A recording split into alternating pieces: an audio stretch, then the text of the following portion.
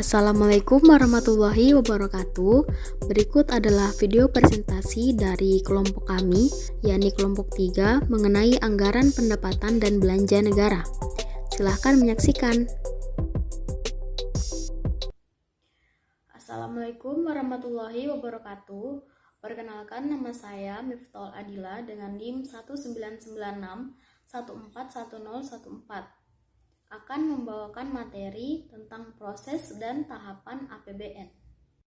Assalamualaikum warahmatullahi wabarakatuh. Perkenalkan, nama saya Anif Rastika dengan NIM 1996141009, nomor urut 9. Perkenalkan, nama saya Rahmayanti dengan NIM 1996141008.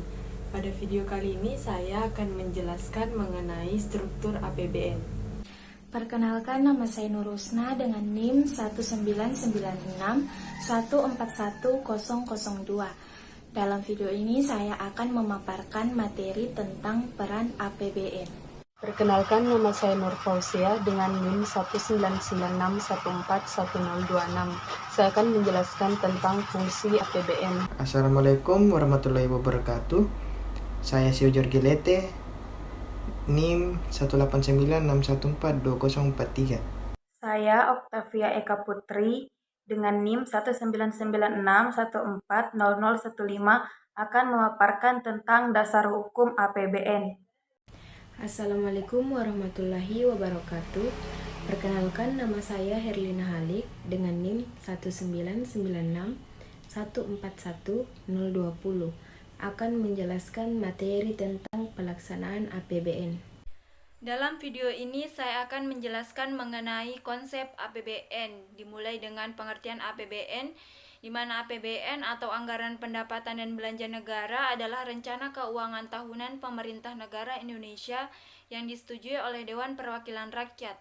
APBN berisi daftar sistematis yang terperinci yang memuat rencana penerimaan dan pengeluaran negara selama 1 tahun anggaran dari tanggal 1 Januari sampai tanggal 31 Desember, di mana APBN, perubahan APBN dan pertanggungjawaban APBN setiap tahun ditetapkan dengan undang-undang. Dalam Undang-Undang Nomor 17 Tahun 2003 menyebutkan bahwa yang dimaksud APBN meliputi 5 hal, yaitu yang pertama, APBN adalah rencana keuangan tahunan pemerintah negara yang disetujui oleh DPR. Kemudian yang kedua, APBN terdiri atas anggaran pendapatan, anggaran belanja dan pembiayaan. Yang ketiga, APBN meliputi masa 1 tahun, mulai dari tanggal 1 Januari sampai dengan tanggal 31 Desember. Yang keempat, APBN ditetapkan tiap tahun dengan undang-undang. Kemudian yang kelima, APBN mempunyai fungsi otorisasi, perencanaan, pengawasan, alokasi, distribusi, dan stabilisasi. Nah, sebelum disahkan, APBN ini bernama Rencana Anggaran Pendapatan dan Belanja Negara atau yang disingkat dengan RAPBN, di mana RAPBN ini selanjutnya dibahas bersama antara DPR dan perwakilan pemerintah. Ada beberapa siklus pembahasan APBN yang terbilang sangat panjang dan melibatkan banyak pihak. Selama pembahasan anggaran disusun rencana anggaran yang biasanya dibahas di tingkat komisi DPR dengan kementerian atau lembaga negara terkait yang jadi pengguna anggaran. Rencana-rencana anggaran tersebut kemudian akan disusun kembali oleh Kementerian Keuangan yang berperan sebagai bendahara negara, karena Kementerian Keuangan nantinya akan menyinkronkan semua rencana pengeluaran dengan target penerimaan seperti pajak dan penerimaan non-pajak seperti PNBP dan hibah.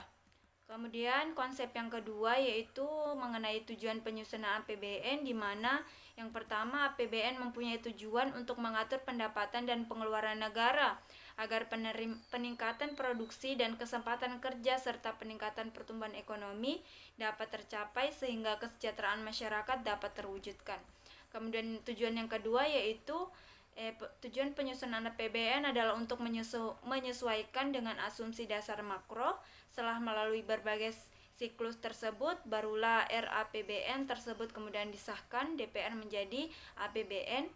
Kemudian tujuan yang terakhir yaitu tujuan penyusunan APBN sebagai pedoman pendapatan dan pembelanjaan negara dalam melaksanakan tugas kenegaraan untuk meningkatkan produksi dan kesempatan kerja dalam rangka meningkatkan pertumbuhan ekonomi dan kemakmuran masyarakat.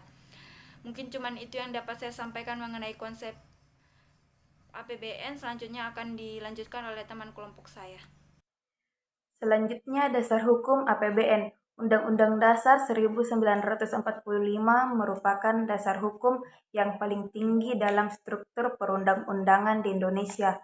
Oleh karena itu, pengaturan mengenai keuangan negara selalu didasarkan pada UUD 1945, khususnya dalam bab 8 Undang-Undang Dasar 1945 Amandemen 4 Pasal 23 mengatur tentang anggaran pendapatan dan belanja negara.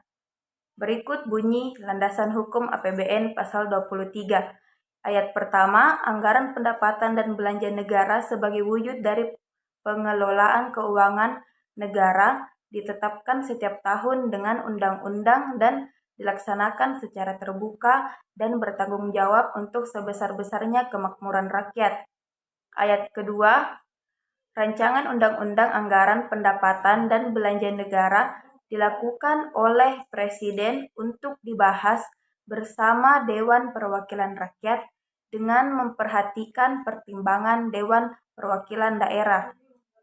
Ayat ketiga, apabila Dewan Perwakilan Rakyat tidak menyetujui rancangan anggaran pendapatan dan belanja negara yang diusulkan oleh Presiden, pemerintah menjalankan anggaran pendapatan dan belanja negara tahun yang lalu. Terdapat 6 fungsi anggaran pendapatan dan belanja negara yang diatur dalam Pasal 3 Ayat 4 Undang-Undang Nomor 17 Tahun 2003 tentang Keuangan Negara. Ditegaskan bahwa APBN mempunyai fungsi otorisasi, perencanaan, pengawasan, alokasi, distribusi, dan stabilisasi. Nah, dalam penjelasannya ini yang pertama ada fungsi otorisasi.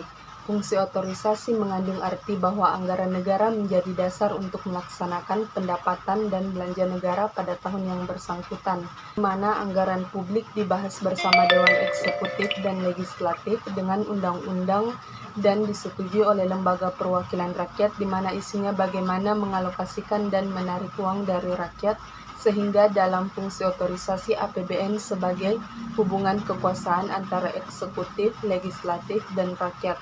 Yang kedua ada fungsi perencanaan. Fungsi perencanaan mengandung arti bahwa anggaran negara menjadi pedoman bagi manajemen dalam merencanakan kegiatan pada tahun yang bersangkutan.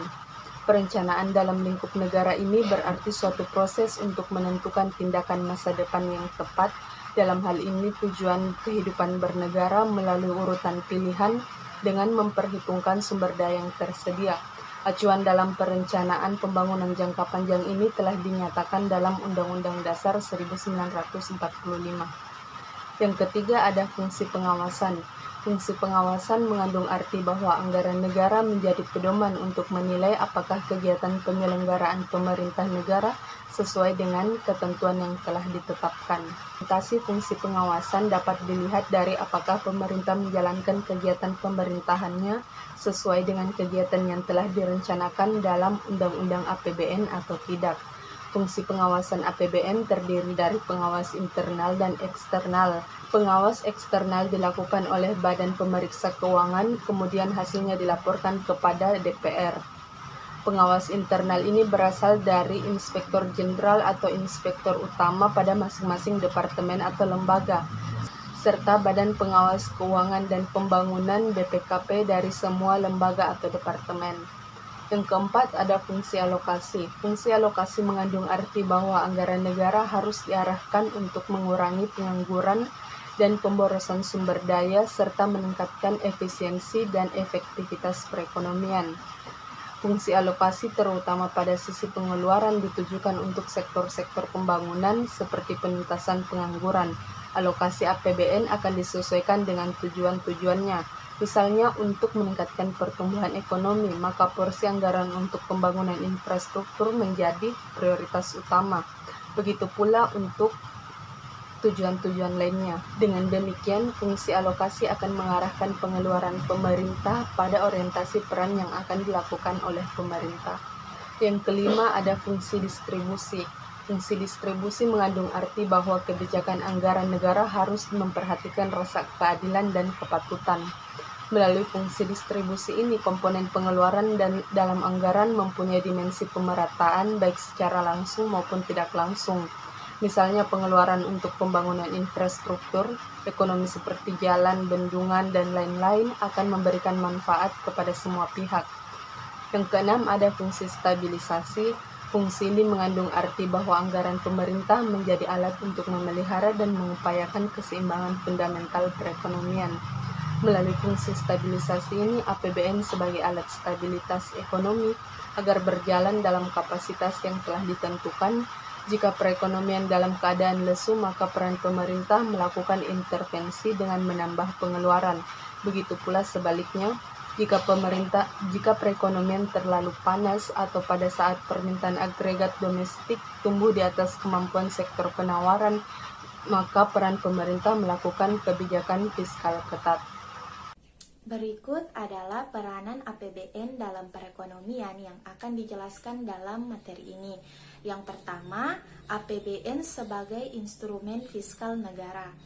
APBN merupakan instrumen kebijakan fiskal pemerintah yang berguna untuk mengarahkan perekonomian nasional, mendorong pertumbuhan ekonomi, menjalankan program kesejahteraan rakyat, desentralisasi fiskal, mengelola hutang negara, dan peningkatan investasi, di mana melalui kebijakan-kebijakan yang tercermin dari komposisi belanjanya, APBN diharapkan mampu melakukan ekspansi yang dapat menstimulus kegiatan ekonomi yang lebih produktif sehingga membawa kesejahteraan bagi masyarakat.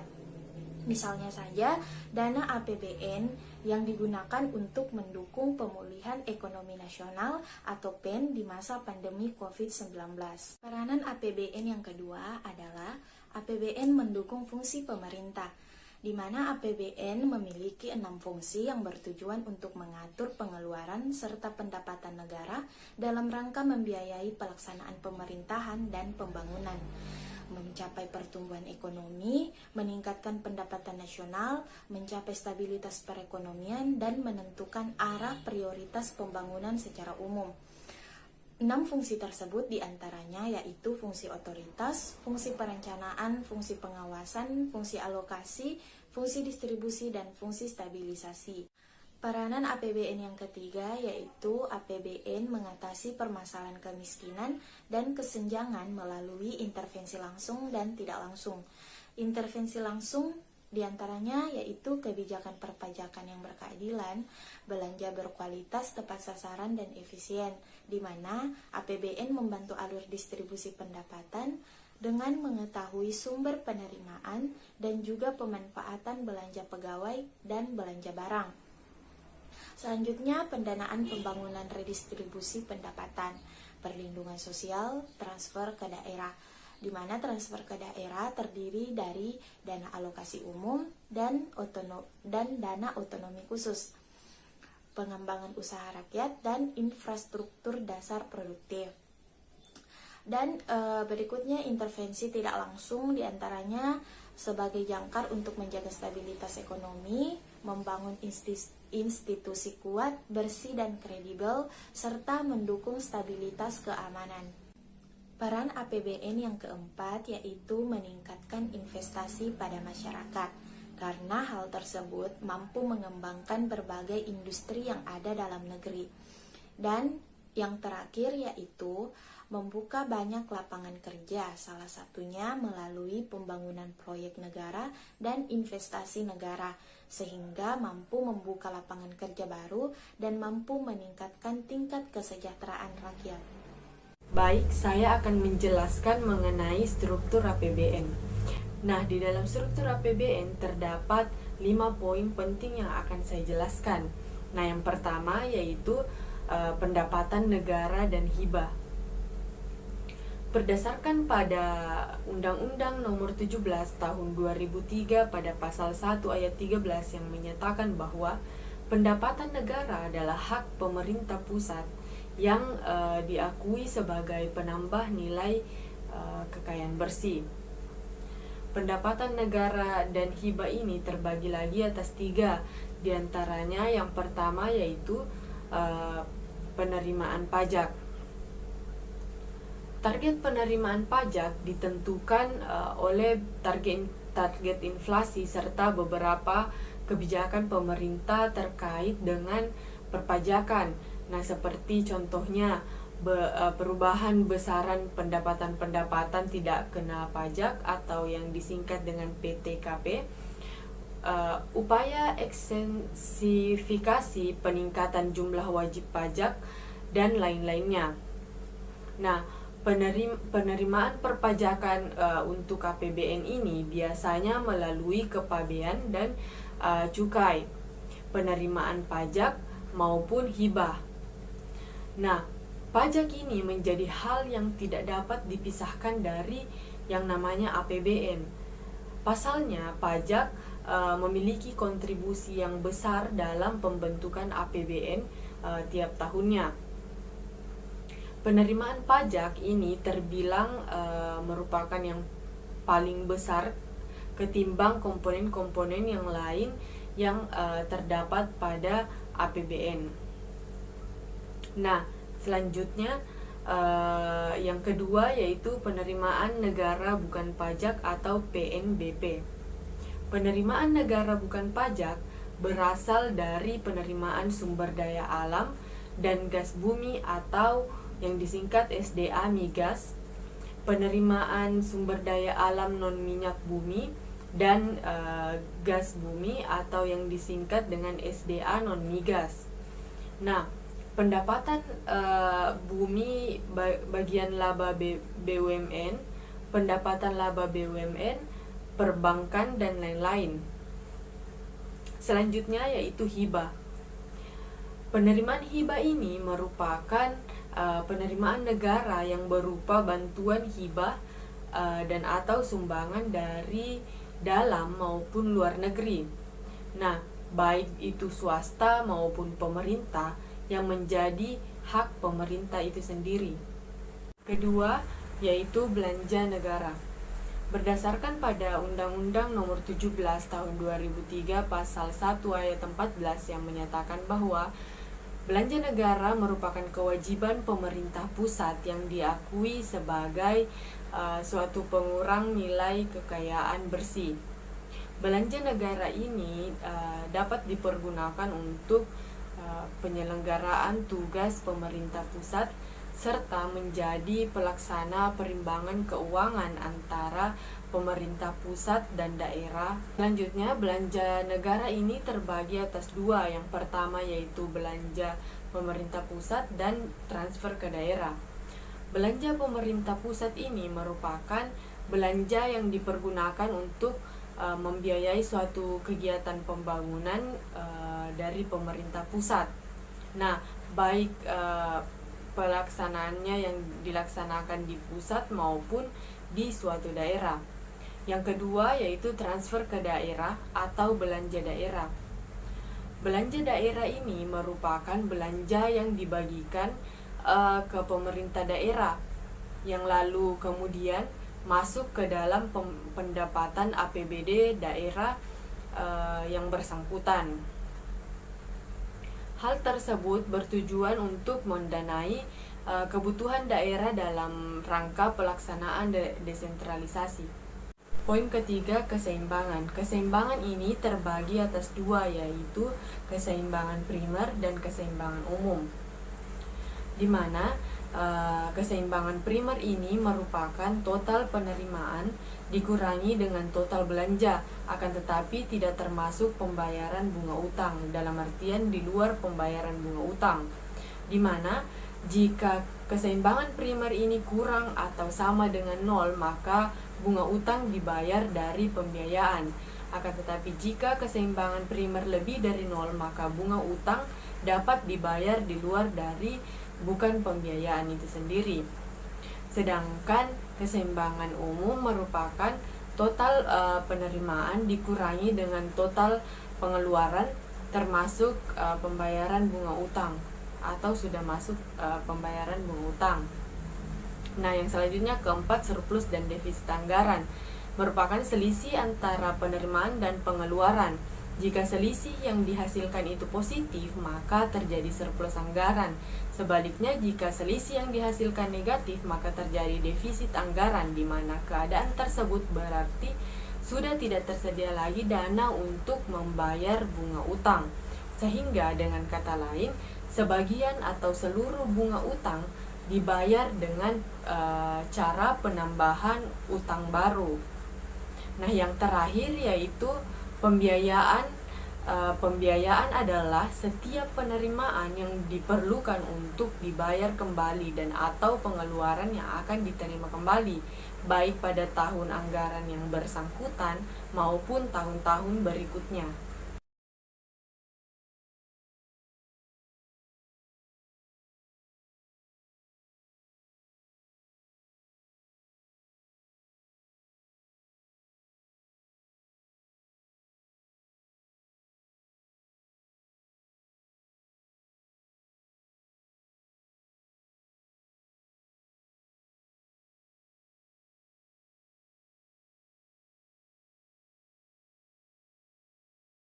Yang kedua, tahap pengajuan, pembahasan, dan penetapan. Tahapan ini dimulai dengan pidato Presiden sebagai pengantar RUU APBN dan nota keuangan. Yang kedua, selanjutnya pembahasan baik antara Menteri Keuangan dan panitia anggaran DPR maupun antara komisi-komisi dan departemen atau lembaga teknis terkait.